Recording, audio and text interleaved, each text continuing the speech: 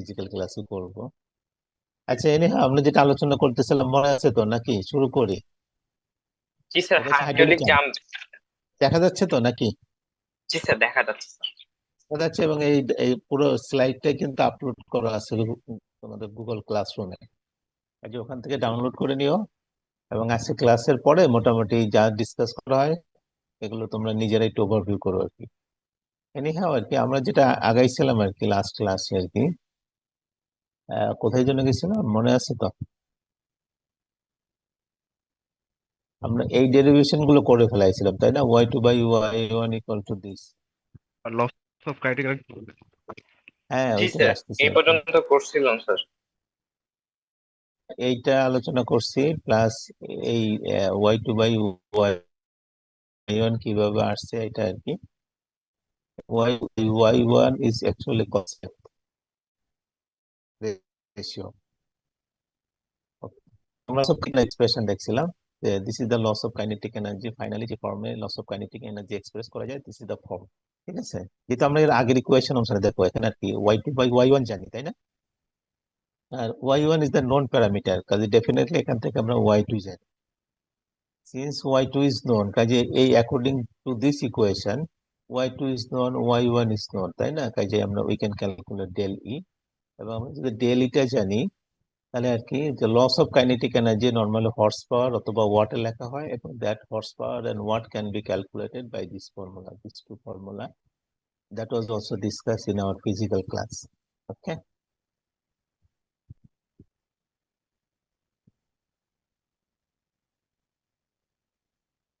Okay. আরেকটা হচ্ছে যে এখানে আমাদের আরেকটা প্যারামিটার হচ্ছে ডেল ই বাই y1। ওকে, এটা আমরা এইভাবে লিখতে পারি ডেল ই বাই y1, এবং এই এক্সপ্রেশনটা আমাদের ফাদার যে আরো যে আদার্স ডেরিভেশন আছে এই ডেরিভেশন এটা হেল্প করবে।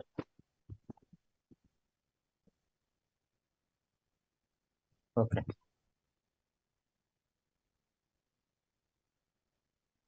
নেক্সট যে প্যারামিটারটা আমাদের এই হাইড্রোলিক জাম্পের সাথে দরকার সেটা হচ্ছে যে relative energy loss, that is expressed by del E by U1. ইউ1টা কি? What is ইউ1?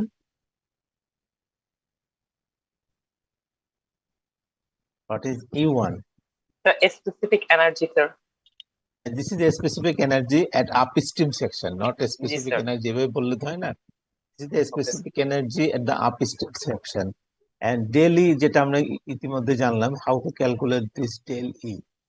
এই যে del E by U1, that can also be expressed by this formula del E by U1, তাই না?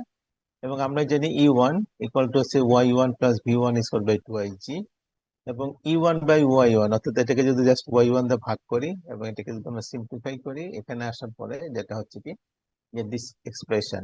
ঠিক আছে, এখন আসলে যে del E by U1 equal to del E by Y1 আর ইউ1 বাই ওয়াই1, তাই না? এইটা সমান আমরা জানি এখন যে এটা হচ্ছে this 1 plus half force number square, তাই না? তাহলে এখানে আমরা লিখলাম এটা হচ্ছে এইটার ভ্যালু। আর ডেল ই বাই ওয়াই1 কোত্থেকে আসলো? এই যে এখানে আর কি, এই যে del E by Y1 equal to এই যে এক্সপ্রেশনটা এখান থেকে আর কি আমরা আসছি। ঠিক আছে, তাহলে এখান থেকে যদি আমরা এটাকে এইভাবে আর কি এটাকে ফার্দার সিম্পলিফাই করি, এবং আমরা যদি জানি যে y2/y1 সমান কত, এই যে y2/y1 সমান ছিল হচ্ছে এইটা আর কি, half into -1 plus √1 plus 8 force number square, তাই না? জি স্যার। এইটা যদি এখানে আমরা জাস্ট সাবস্টিটিউট করি, এবং এখানেও এটাকে যদি সাবস্টিটিউট করি, অর্থাৎ y1/y2, তাই না? এটা যদি সাবস্টিটিউট করি এবং এটাকে যদি সিম্পলিফাই করি, তাহলে we can write the ratio del E by U1 equal to এইভাবে একটা একটা এক্সপ্রেশন আমরা পাই। তোমরা এটাকে একটু করবা আর কি, নিজেরা ডিরাইভ করবা, এবং that is also important for your final exam. ঠিক আছে, এখানে কিছুই নাই, জাস্ট এই যে y2/y1, এখানে এখানে এই যে এই এক্সপ্রেশনটা এখানে সাবস্টিটিউট করবা, এই যে y2/y1 এখানে যে ইকুয়েশনটা আছে এইটা এখানে এখানে এখানে বসাবা, তুমি এটাকে যদি ফার্দার সিম্পলিফাই করো you will get this expression. ঠিক আছে, দিস এক্সপ্রেশন ইজ ইম্পর্টেন্ট, অনেক সময় ফাইনাল এক্সামে এটা থাকে আর। ঠিক আছে, del E by U1 সমান this, prove it. ওকে, নাও আমাদের এটা কি ছিল, যে আমাদের হাইড্রোলিক জাম্পের ইউজটা কি, এনার্জি স্যার যে ডিসিপেট করা, জি স্যার এনার্জি এনার্জি ডিসিপেট। তাহলে এনার্জি ডিসিপেট করতে হলে আসলে how much energy is dissipating বা how much energy can be lost, that is actually calculated by efficiency of hydraulic jump. এবং efficiency of hydraulic jump is express as E2 by E1। E2 মানে তো মনে আছে, এটা হচ্ছে যে downstream after the hydraulic jump, যে ওয়াটারের যে স্পেসিফিক এনার্জি, ঠিক আছে। আর E1 মানে হচ্ছে যে বিফোর দ্য হাইড্রোলিক জাম্প ওয়াটারের অর্থাৎ ইনকামিং ওয়াটারের হাইড্রোলিক ইনকামিং ওয়াটারের স্পেসিফিক এনার্জি। এবং এটাকে যদি আমরা E1 বাই E2 অর্থাৎ Y2 plus B2 square by 2IG এবং এভাবেই করি আর কি।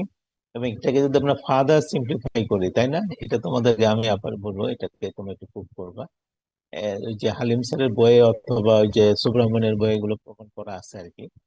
তাহলে এখান থেকে আমরা এটা লিখতে পারি যে E2 by E1 in terms of force number, incoming water force number, that can be express in this way. ঠিক আছে, অর্থাৎ আমরা যদি ইনকামিং ওয়াটারের ফোর্স নাম্বার জানি, তাহলে এখান থেকে efficiency of hydraulic jump কত হবে, that can be calculated by this formula. ঠিক আছে, তোমরা এটা একটু চেষ্টা করবা to derive this expression, and also this is also important for your upcoming the final exam. ইনশাআল্লাহ sir. Okay, another objective is the hydraulic jump এর কি ছিল, আমরা যে আপ স্ট্রিম ডাউন স্ট্রিমে যে ওয়াটার লেভেলটাকে ইনক্রিজ করবো, তাই না, তাই তো ছিল। ওই যে বলছিলাম না, দ্য থার্ড যেটা ইরিগেশন ক্যানালে আমরা সামটাইমস চাই কি যে ডাউন স্ট্রিমে ওয়াটার লেভেলটা ইনক্রিজ করুক, তাই না। যে ইনক্রিজটা কতটুকু হচ্ছে, that can be calculated by this formula, the height of the hydraulic jump. এটা জাস্ট কিছুই না, Y2 by Y2 minus Y1, তাই না। আমরা Y2 তো অলরেডি কিভাবে ক্যালকুলেট করতে হয় এটা জানি নাকি। জি স্যার আগে ফর্মুলা ড্রাইভ করছি স্যার। Y2 বাই Y1 এর যে রিলেশনশিপটা ছিল আপস্ট্রিম ওয়াটার ফোর্স নাম্বারের সাথে, আমরা এইটা ইউজ করে Y2 টা জানবো। এবং difference between Y2 minus Y1 অর্থাৎ Y2 এন্ড Y1 এর যে difference, that is actually the height of the hydraulic jump, very simple. ঠিক আছে, আর একটা হচ্ছে relative height of the hydraulic jump, অর্থাৎ এই যে এটা হাইড্রোলিক জাম্পের হাইট, আর E1 আপস্ট্রিম ওয়াটারের স্পেসিফিক এনার্জি, এই দুটার যে রেশিওটা, that ratio is call actually the relative height of the jump. এবং এটাকে যদি আমরা ফার্দার সিম্পলিফাই করি ইন টার্মস অফ আপস্ট্রিম ওয়াটারের ফোর্স নাম্বার, তাহলে আমরা এটাও লিখতে পারি, তাই না। তাহলে this is also actually your homework, যে বা অ্যাসাইনমেন্ট, যে এইটা তোমরা একটু নিজের একটু ড্রাইভ করবা যে এটা কিভাবে আসছে, তাই না। ওকে, এবং another important এটা যে saw that in a horizontal rectangular channel to create hydraulic jump, এই যে এইটার সাথে যে সম্পর্ক সেটা আমরা এইভাবে এস্টাবলিশ করতে পারি, যেটা অলরেডি তোমরা বোধহয় এর আগেও এটা করছিলে। তারপরে in case of hydraulic jump আমরা এরকম একটা রিলেশনশিপ এস্টাবলিশ করতে পারি। ঠিক আছে, তোমরা এই এই এই এই ডেরিভেশনটা করবে অবশ্যই আর কি। ওকে, এরপরে আসো যে length of the hydraulic jump, তাই না। একটা হাইড্রোলিক জাম্প তৈরি করতে হলে বা ক্রিয়েট হলে আসলে এই যে সুপার ক্রিটিক্যাল থেকে সাব ক্রিটিক্যালে যেতে হলে একটা সার্টেন লেন্থ লাগে, তাই না। এই লেন্থটা আমরা খুব সিম্পল একটা এম্পিরিক্যাল ইকুয়েশনের মাধ্যমে ক্যালকুলেট করতে পারি, এবং that empirical equation equal to হচ্ছে কত, যে ভ্যারিজ ফ্রম 5 to 6.9, অর্থাৎ এখানে একটা ফ্যাক্টর দিয়ে গুণ করতে হবে, ইন্টু হাইড্রোলিক কি বলে এটা, এই যেটা কি ছিল, height of the hydraulic jump. Hydraulic জাম্পটাকে যদি হাইট অফ দ্য হাইড্রোলিক জাম্পটাকে যদি আমরা 5 থেকে 6.9, অর্থাৎ খুব সিম্পল ভাবে বলতে পারি 5 থেকে 7 আর কি, এরকম একটা ফ্যাক্টর দিয়ে গুণ করি, then we will get the length of the hydraulic jump. Normally এটা 6 ধরা হয় অ্যাভারেজ হিসাবে, যে 6 ইন্টু এই যে this actually gives you the length of the hydraulic jump. ঠিক আছে, এটা সবচেয়ে সহজ calculation. Okay, there is others empirical equations to calculate the length of the hydraulic jump. For example, in case of rectangular channel, the length of the hydraulic jump, this also can calculated by this empirical formula. This is only applicable in case of a rectangular channel. ঠিক আছে, this is an empirical formula. Okay, in case of triangular channel, actually this formula can also be used, or in case of parabolic channel, this formula can be used. Okay, আমাদের এত complicated calculation দরকার নেই, আমরা very simple calculation করব, length of hydraulic jump about equal to approximately 6 times into height of the hydraulic jump. ঠিক আছে, এটা হচ্ছে the best way to calculate the length of the hydraulic jump. ওকে, এখন আসলে একটা কার্ভ নিয়ে আমরা কথা বলি, that curve is called actually the characteristics curve. ঠিক আছে, আমরা যদি এইটা হচ্ছে আমাদের এক্স অ্যাক্সিস, এখানে আমাদের কি থাকবে সেটা হচ্ছে আপস্ট্রিম ওয়াটারের ফোর্স নাম্বার, তাই না? This is the force number of the upstream water, force number. And এখানে যেটা আছে এটা আছে ইএল, এইটা একটু ডিফারেন্ট সাইন এখানে ইউজ করছে। ইএলটা আসলে হচ্ছে ডেল ই, ঠিক আছে, এটা হচ্ছে ডেল ই। ওকে, তাহলে del E by E1 into 100 versus আর কি ইনকামিং ওয়াটারের ফোর্স নাম্বার, এটাকে যদি আমরা প্লট করি তাহলে আমরা যে কার্ভটা পাবো, that curve is called actually the characteristics curve, এবং this curve is valid for horizontal rectangular channel. ঠিক আছে, in case of horizontal rectangular channel the characteristics curves looks like this. আচ্ছা, এখন আসলে এই কার্ভের কিছু স্পেশাল ফিচার নিয়ে আমরা কথা বলি। দেখো, এট ফোর্স নাম্বার 5, তার মানে কোথায়? এখানে, তাই না?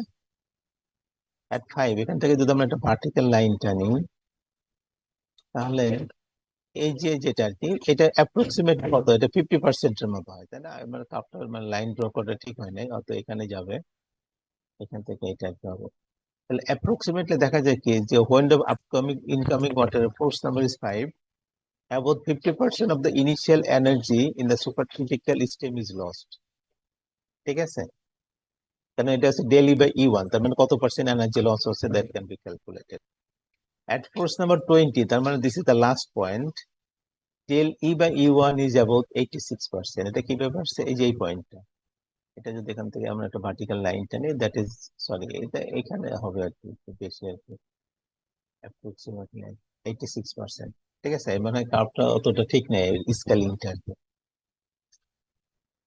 এর বাইরেও আরো কিছু স্পেশাল ফিচার আছে এখানে আর কি, important feature. For example, the maximum relative height, যেটাকে আমরা এর আগে ডিফাইন করছি, তাই না? এইচ এ বাই ই1, this is actually the maximum relative height, equal হচ্ছে 0.507, which occurs as force number 2.77.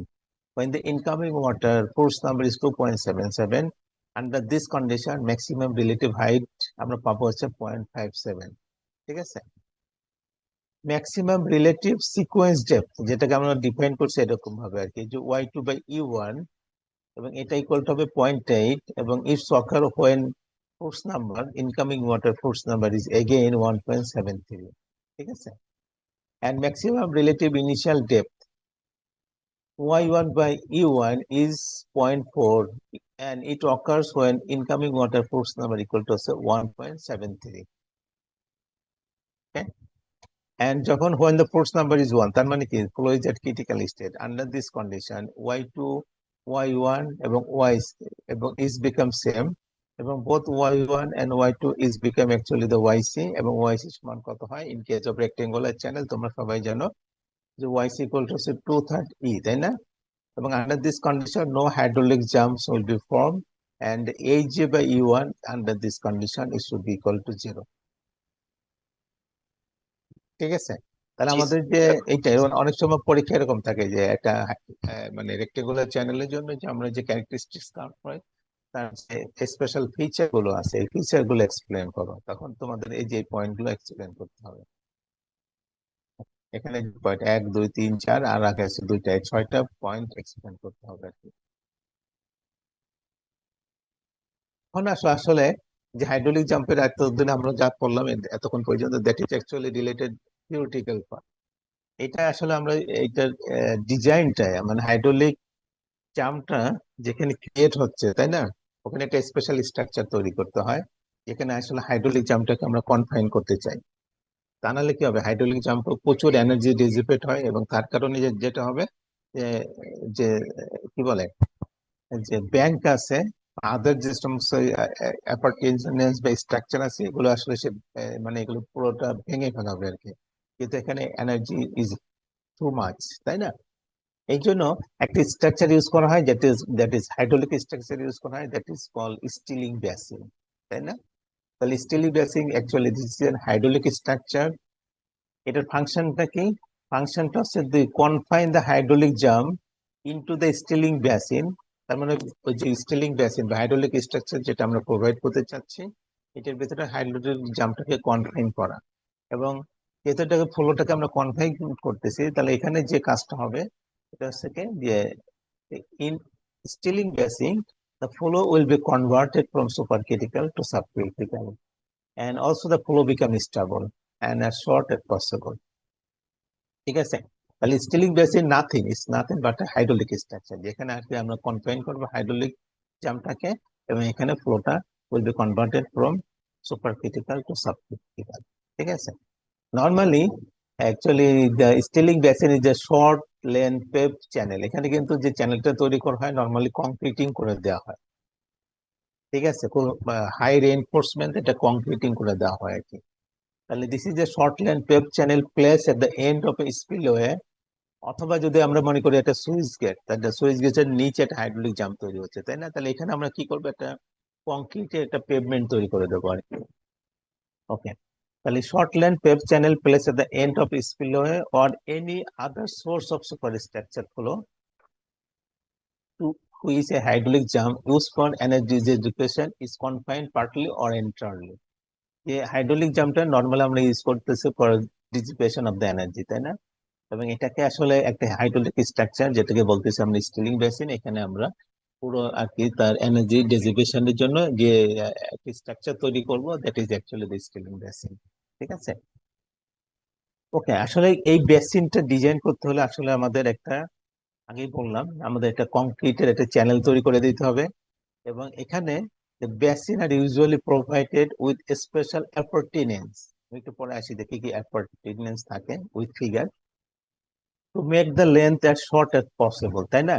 এই যে আমরা এর আগে ক্যালকুলেশন করছিলাম না, যে এল ইকুয়াল টু কত হবে, হাইড্রোলিক ইকুয়াল টু কত, 6 টাইম ইন্টু এইচ, তাই না?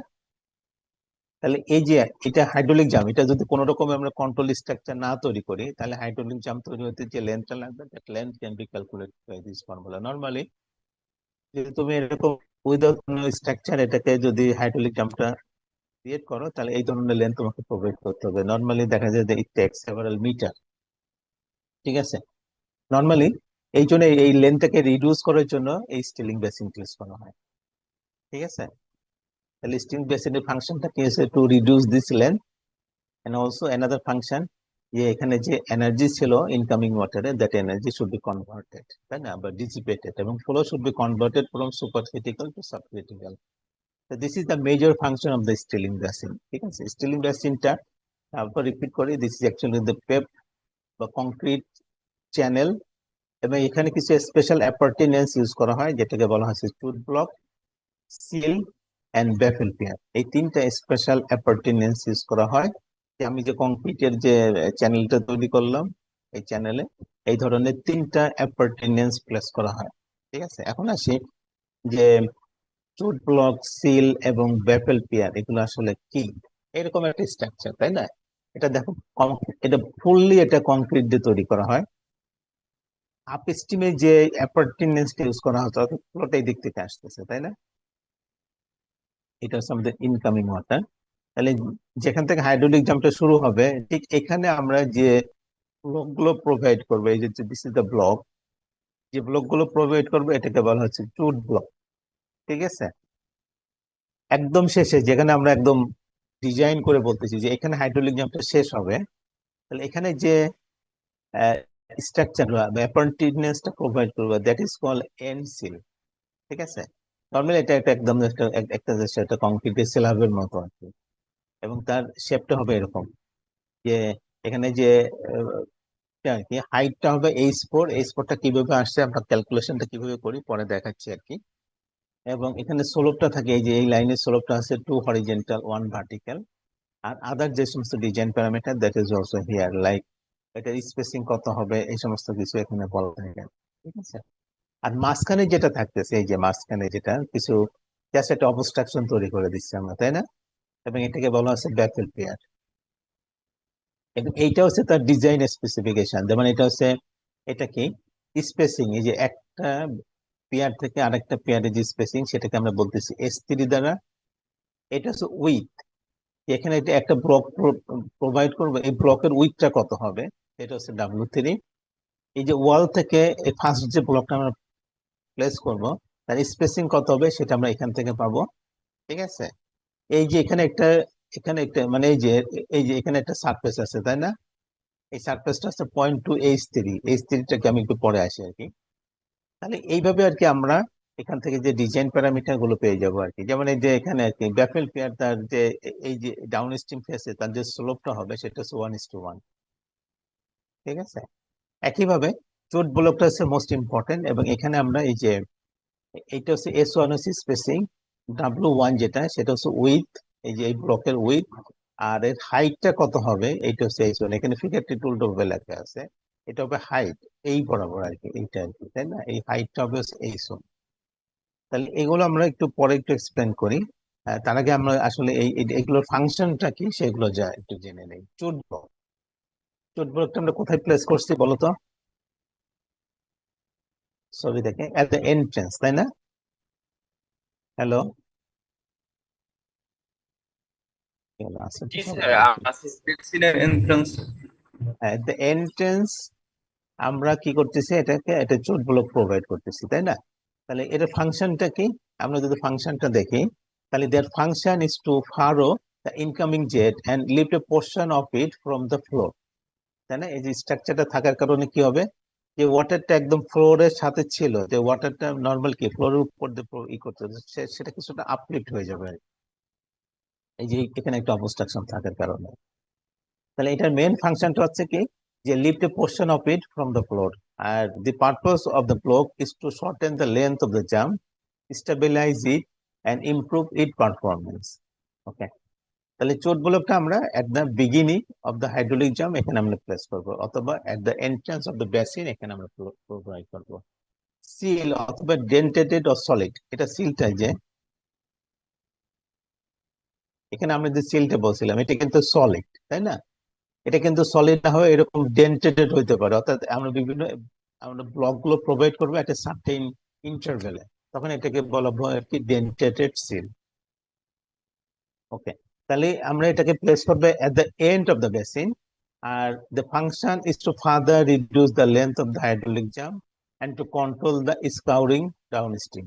ডাউনস্ট্রিমে যে স্কাউরিং হবে এটাকে কন্ট্রোল করার জন্য এই ডেন্টেটেড বা সলিড সিল আমরা ইউজ করি।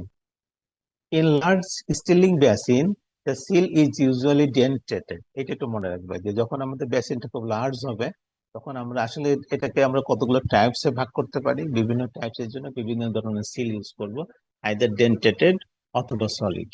ঠিক আছে,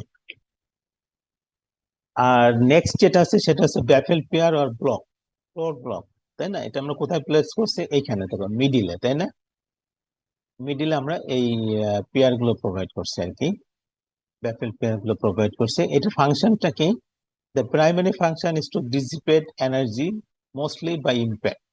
Okay, আর একটা জিনিস এখানে খুব ইম্পর্টেন্ট, সেটা হচ্ছে কি, when the approaching velocity is low baffle pair may be very effective। ঠিক আছে, when incoming velocity is high, অর্থাৎ হাই মানে কত হাই সেটা আর কি, যে 16 মিটার পার সেকেন্ড অথবা 50 feet per second, baffle pairs are not effective because of possible cavitation.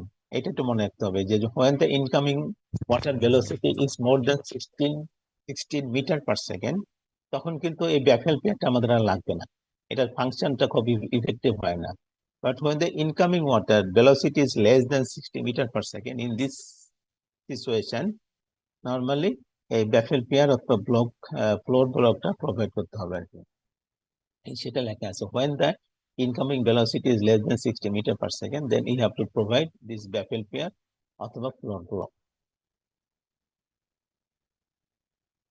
ওকে, এখন আসলে স্টিলিং বেসিন, এটা তো আমরা এটাকে অনেক ভাবে ভাগ করতে পারি, মোস্টলি আর কি যে ইউএসবিআর এটার মানে কি বুঝতে জানো, কে করতে পারো, what is call USBR, can you guess actually what the meaning of ইউএসবিআর?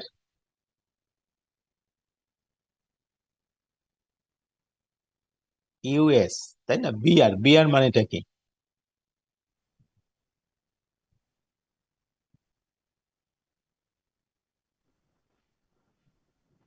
Sir, United States Bureau of Reclamation. Yes, united states bureau of reclamation, আসলে ওরা এটা নিয়ে অনেক কাজ করে, তো আমাদের দেশে তো এ নিয়ে কোনো রিসার্চ নাই। ওকে, অ্যাকর্ডিং টু ইউএসবিআর আসলে stealing basin can be actually classified into 4 types.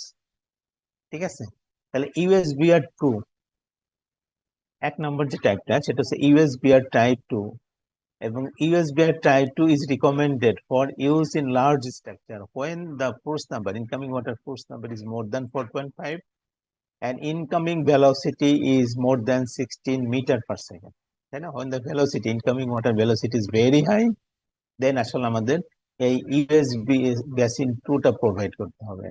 এবং since the velocity is very high, দেখো এখানে কিন্তু ব্যাকফিল পেয়ার নাই, আছে কি? এখানে কিন্তু কোনো পেয়ার নেই।